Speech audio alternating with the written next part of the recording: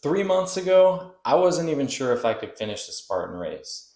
And just a few days ago, I crossed the finish line of my first ever Spartan 21K in under 3 hours.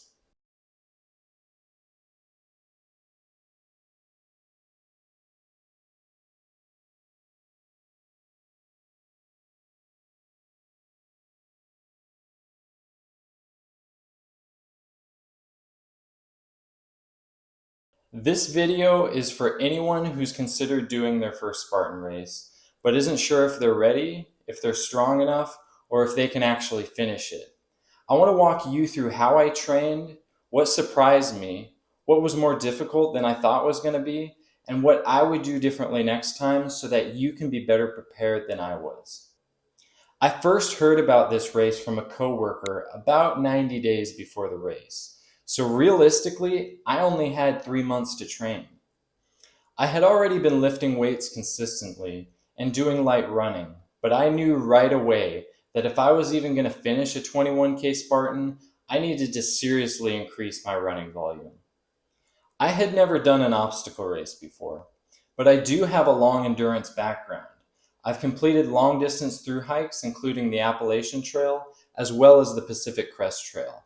That said, hiking is not racing, and it's definitely not running plus obstacles. My main goal going into this race wasn't to compete with anyone else. It wasn't about placement. It was honestly just to see where my limits were. I set what I thought to be a realistic goal. Finish in under 5 hours. My race started at 7 a.m. I wanted to be done by noon. I was running nearly every day.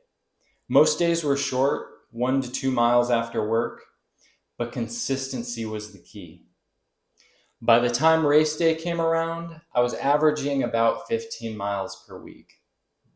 I also did one major confidence building effort, a 25-mile jog across Coachella Valley, which I completed in just over 6 hours. Most of my training happened right here in the desert. Flat running mixed with a few shorter hikes, usually 2 to 3 miles with about 1,000 feet of elevation gain. Strength training. I was lifting 4 days a week and adjusted my training to focus on grip strength while keeping my full body work to maintain my physique. That means a lot of pull-ups, dead hangs, and full body compound lifts. Grip strength absolutely mattered, but as I'll talk about later, it wasn't the only thing that surprised me. When race day started, I honestly went out at a pace that felt fast for me. A few miles in, I remember thinking to myself that there was no way I could keep up this pace for the entire race. But I stayed controlled, I kept jogging, and somehow I maintained that pace for the entire way through. One of the best parts of the race was the energy. It wasn't me versus anyone else. It was us versus the course. People were cheering each other on, helping each other through obstacles, and that group energy carried me through moments where, on my own, I probably would have slowed down. The obstacle that stands out the most to me was the army crawl under barbed wire.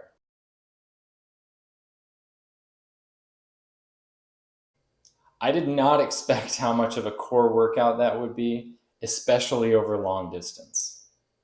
On top of that, I made a mistake and carried a backpack with a hydration bladder. Not only was this unnecessary, because there's watering stations nearly every mile, but it got caught on barbed wire multiple times, which was frustrating and exhausting. One obstacle that I was least looking forward to was the underwater swim under a wall. I wasn't worried about swimming, I'm comfortable in the water, but I was dreading the cold. When I came out the other side, I was drenched, freezing, and completely in the moment, but I was smiling and I was laughing. That obstacle ended up being one of the highlights for me.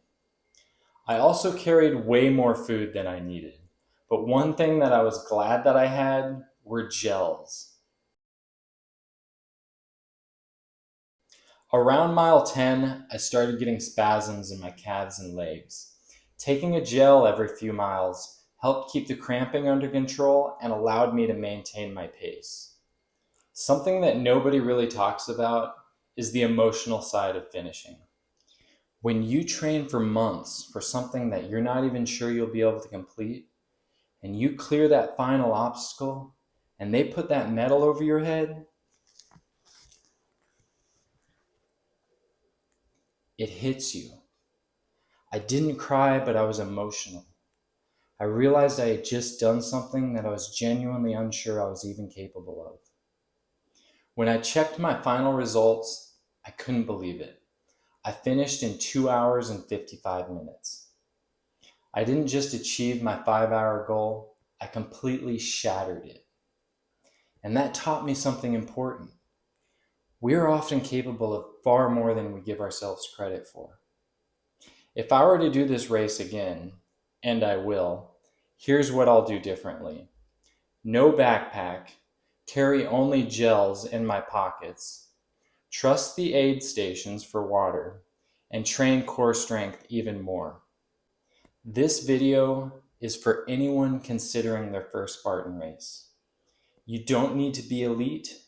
You don't need to be perfect. What you do need is consistent training, realistic goals, and the belief that you're capable of more than you think. If you truly dedicate yourself to the process, I honestly believe almost anyone can finish and surprise themselves in the process. If you're thinking about signing up for your first race, this is your sign.